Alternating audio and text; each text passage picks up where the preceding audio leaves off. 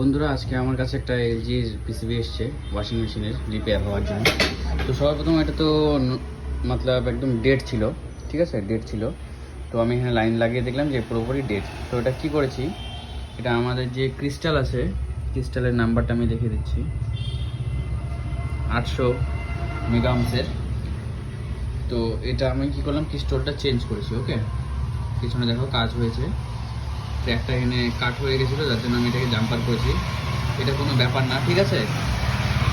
আসল ব্যাপার হচ্ছে এই যে এই ক্রিস্টালটা আছে, এই ক্রিস্টালটা কিন্তু চেঞ্জ হয়েছে, দেখতেই পাচ্ছ 800G লেখা আছে। তো আমি এটাকে চেঞ্জ করে দিয়েছি অলরেডি। তো এবার এটাকে আমি লাইন দেব। তো এবার এটাকে আমি লাইন দিয়েছি। তো একদম চঞ্চনা চলছে, দেখো টোটাল সুইচ কাজ করছে। এটা বিপ করছে কারণ এটাতে সেন্সার লাগানো নেই।